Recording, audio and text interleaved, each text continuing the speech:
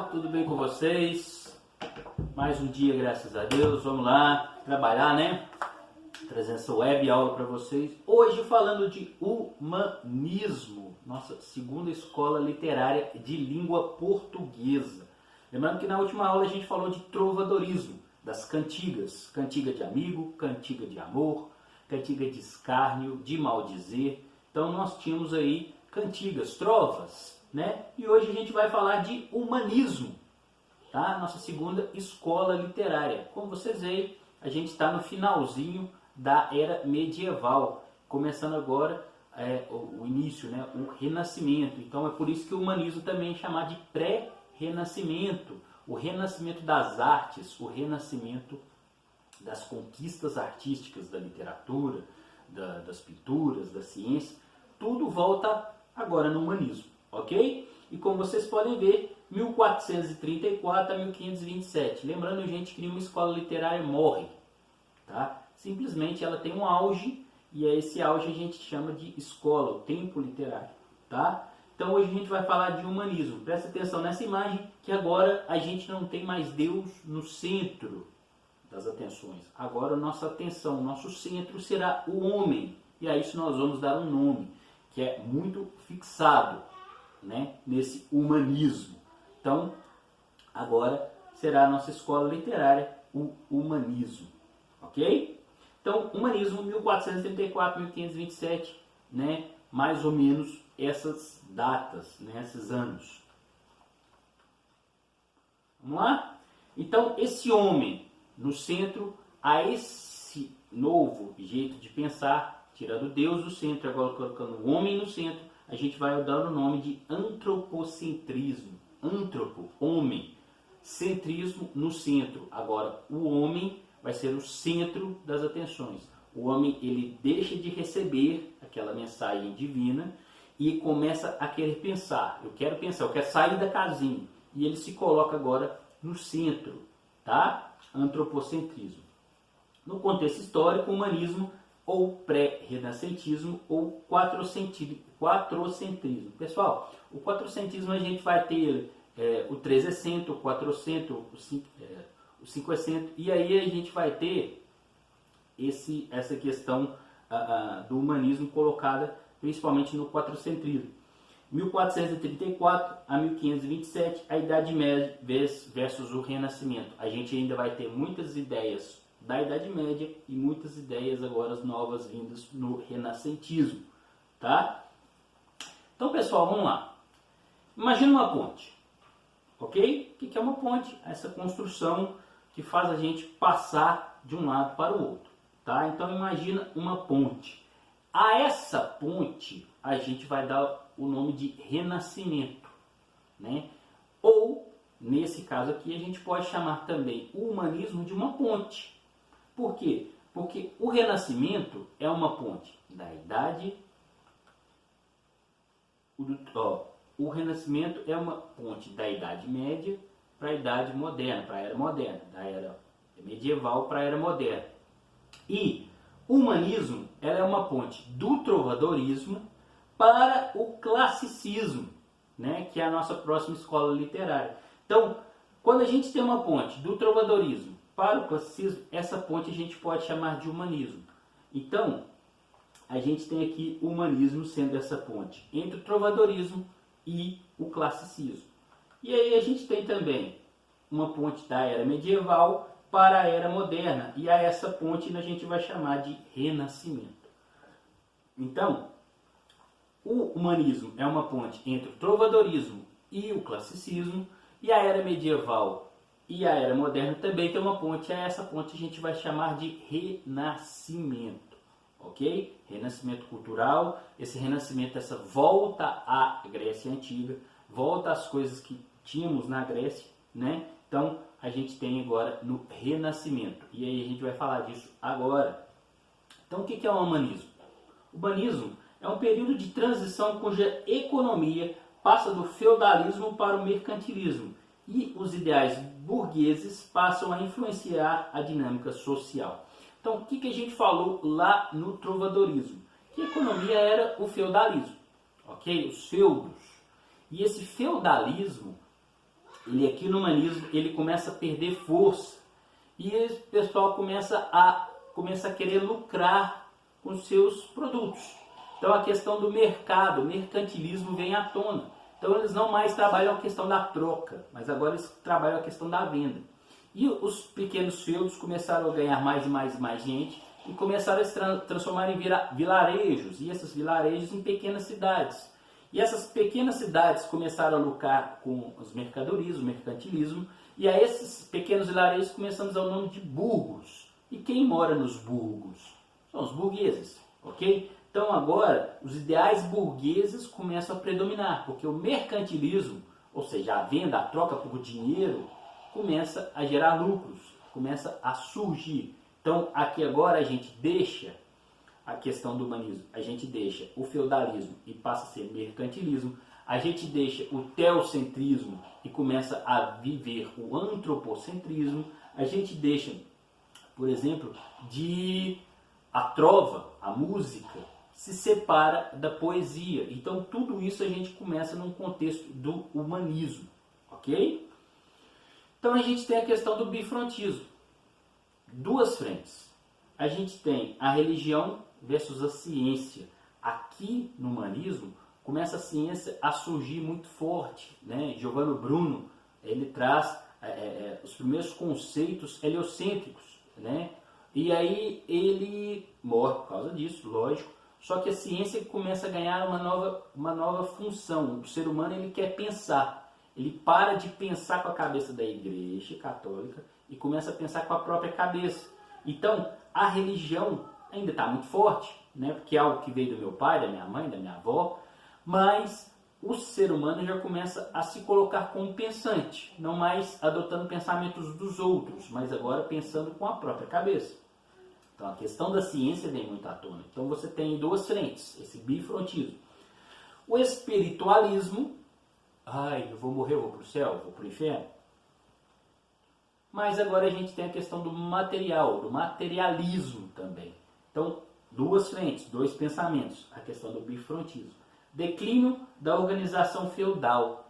Então, como eu vejo que o que eu produzo começa a me dar mais lucro do que a troca, então a organização feudal começa a declinar, ter um declínio, né? E o mercantilismo começa a surgir muito forte. A ascensão da burguesia, dos burgos, dessas pequenos vilarejos, dessas pequenas cidades, agora trazem essa ascensão da burguesia, né? E o início, gente, das grandes navegações. Por que grandes navegações? Eu não trabalho agora querendo ter lucro.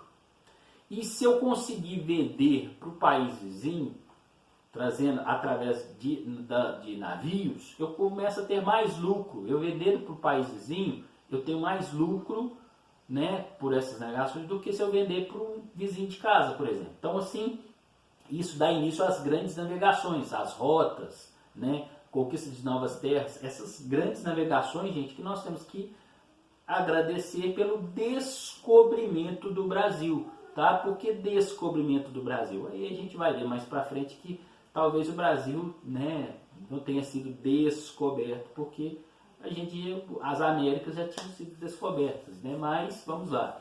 Então é por causa dessas grandes navegações que o Cabralzinho chegou lá na costa da Bahia e descobriu o Brasil, tá? Então vamos lá. Características ideológicas. O abandono da subordinação absoluta à Igreja Católica. De novo, eu paro de pensar com a cabeça da Igreja. O ser humano nessa época parou de pensar com a cabeça da Igreja. Porque a Igreja Católica ela tinha um firmamento, né, que era a fé. Deus é o propósito, tudo vem de Deus, Deus mandou morrer, Deus mandou ficar doente, se você está doente, se você morreu, tudo é Deus, né? Deus mandou matar. Ou seja, gente, essa questão é antiga, né? Muito antiga.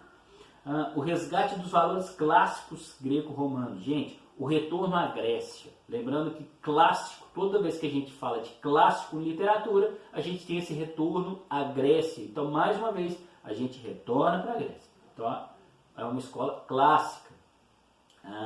A procura na ciência, uma explicação para fenômenos até então atribuídos a Deus. Então, geralmente era o quê? Deus criou. Ok. Só que aqui no humanismo, o ser humano começa a pensar.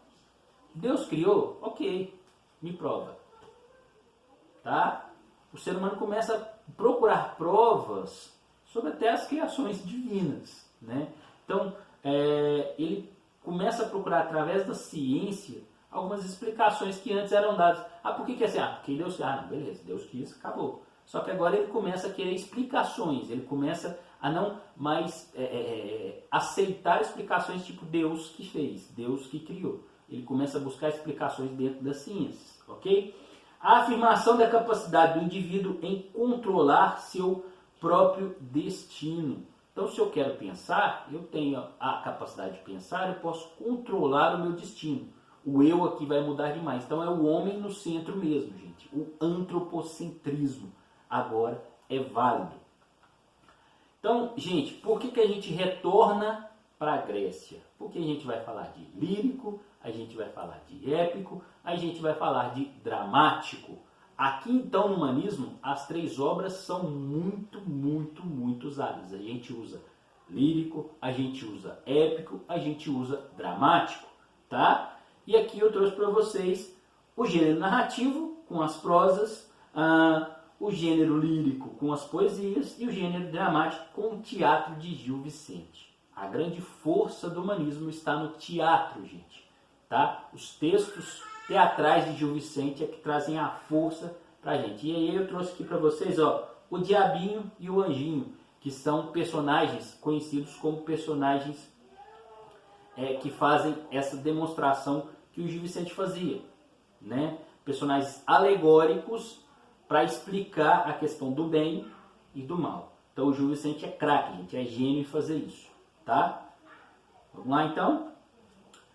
As crônicas de Fernão Lopes. Gente, quando que começa o humanismo de verdade? Quando Fernão Lopes ele é considerado o cronista-mor, ou seja, o maior cronista, o maior historiador da Torre do Tombo, né? Que era um lugar próprio para se fazer isso, as crônicas, as coisas históricas. Então, o Fernão Lopes ele passa a ser cronista-mor e aí a gente tem o início do humanismo, tá? E que o Fernão Lopes, esse rapaz, escrevia?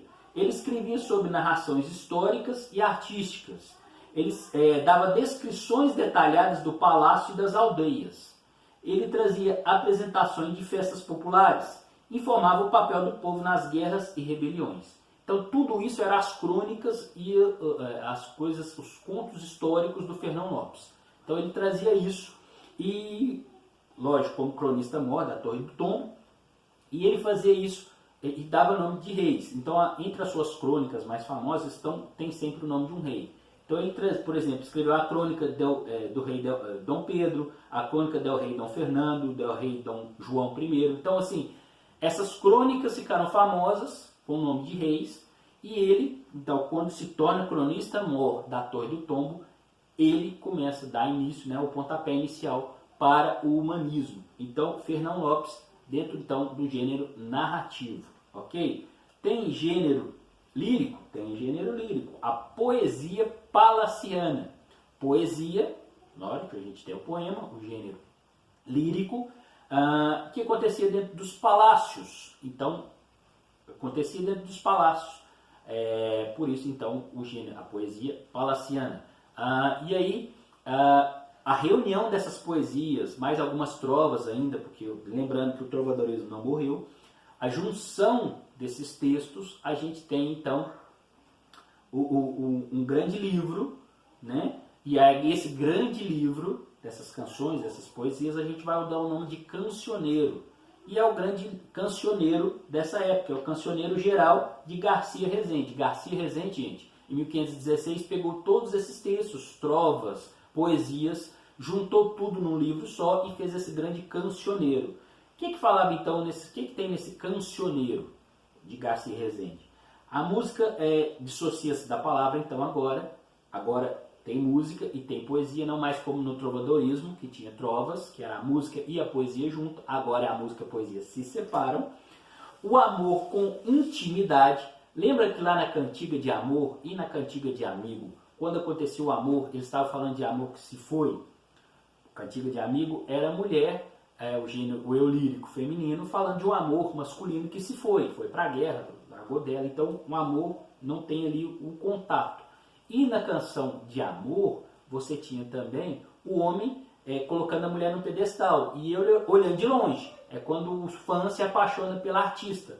Só se apaixona sem poder tocar, não vai ter, né? Com raríssimas exceções, mas não vai ter. Então agora, esse amor é com intimidade, tá? Existe o toque, existe o contato. Geralmente, usavam redondilhas maiores ou redondilhas menores. O retorno, então, da redondilha, gente. O que é a redondilha maior? O que é a redondilha menor? Lembra quando eu falei de escansão? Quando eu falei de divisão silábica, só que poética agora? Então, quando a gente conta essa divisão das sílabas poéticas em 5, a gente tem a redondilha menor. Quando a gente conta essa escansão em 7, a gente tem a redondilha maior. Então aqui a gente vai ter o aparecimento dessas redondilhas, vai ser muito usado. Então, gente, aqui a gente também usava uma linguagem mais elaborada, mais culta, né? Lembrando que o português estava se formando, né? Ali do sul da França, mesmo vindo ali da Espanha. E a gente tem aqui mais de 1000 poemas de 300 autores. Então, essa reunião de poemas, de trovas, a gente vai ter a questão do cancioneiro. A gente não trabalha com cantigas, então, cantigas reunidas, agora poemas, né? A gente tem o Cancioneiro Geral de Garcia Rezende. Garcia Rezende, então, o nome da poesia palaciana, narrativo Fernão Lopes, poesia Garcia Rezende, ok? E o grande força do humanismo. O humanismo agora é o teatro do Gil Vicente. Gente, muitos teatrólogos de língua portuguesa beberam de Gil Vicente, né? Ariano Suassuna, na sua grande obra O Alto da Compadecida, a gente vê a presença de Gil Vicente ali constante naquela obra. Gil Vicente, gente, é o nosso grande teatrólogo de língua portuguesa. O cara era inteligentíssimo. O cara sabia falar tanto para quem se lembra do bifrontismo, as duas frentes, religião versus ciência, ele sabia falar para esses dois públicos. Ele sabia trazer a sua mensagem para esses dois públicos desse bifrontismo. Tanto para quem acreditava ainda em Deus, para quem acreditava no que a Igreja Católica falava, quanto para quem não acreditava, quem buscava essa nova questão da ciência. Então ele sabia falar com esses dois públicos. O cara era muito inteligente. Então ele era popular, ele critica todas as classes sociais. Todos, gente, os teatros de Gil Vicente, eles tinham esse tom de moralizante, de trazer moral, né? O resgate da moral e dos bons costumes, que estavam se perdendo. Então, ele tinha essa questão do tom moralizante. E ele utilizava o humor para atingir essa questão moralizante. Então, o Gil Vicente era muito inteligente. E no seu teatro, ele tinha conteúdos tanto medievais como humanistas, porque ele tinha que acertar todos os públicos, tá? Então ele ainda trazia ideais medievais, que falava trazendo esse bifrontismo, e também trazia uma linguagem humanista, né? Então, no lado medieval, ele trabalhava com o lado religioso, o lado moralista, o lado catequista, o lado místico, sagrado, porque os medievais acreditavam ainda nisso.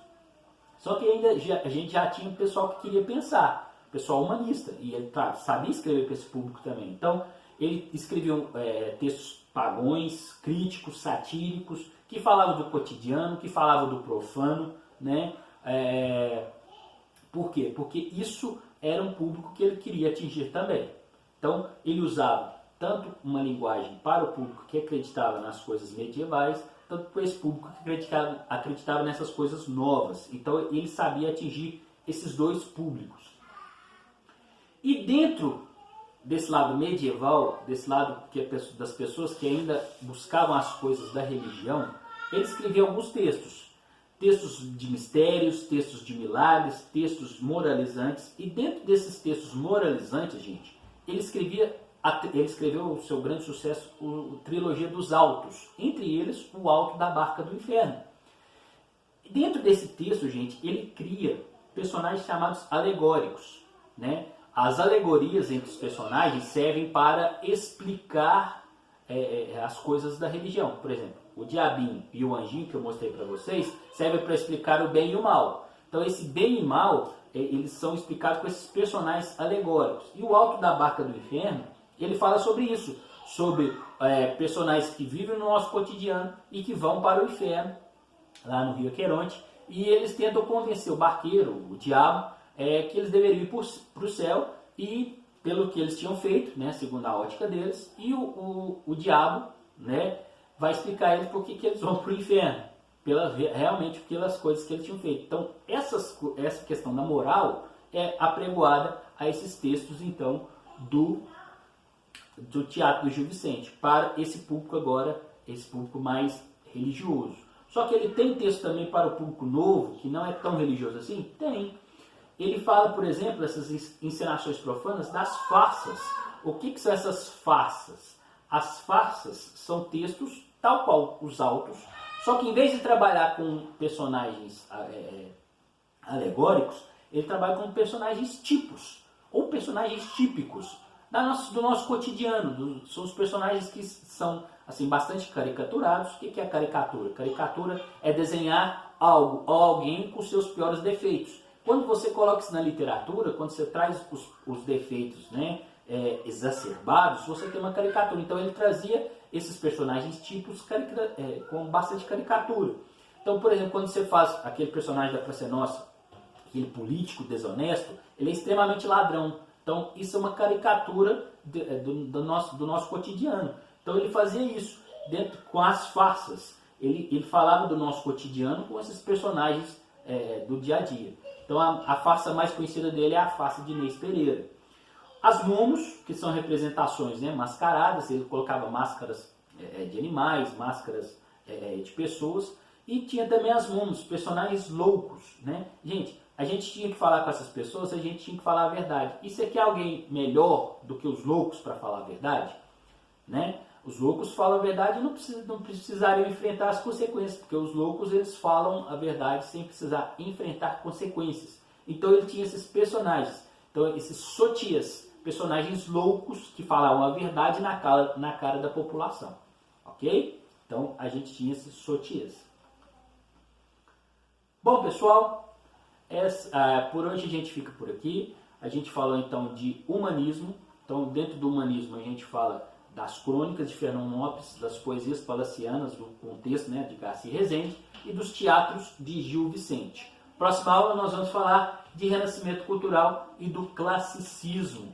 Grande abraço a todos e até a próxima.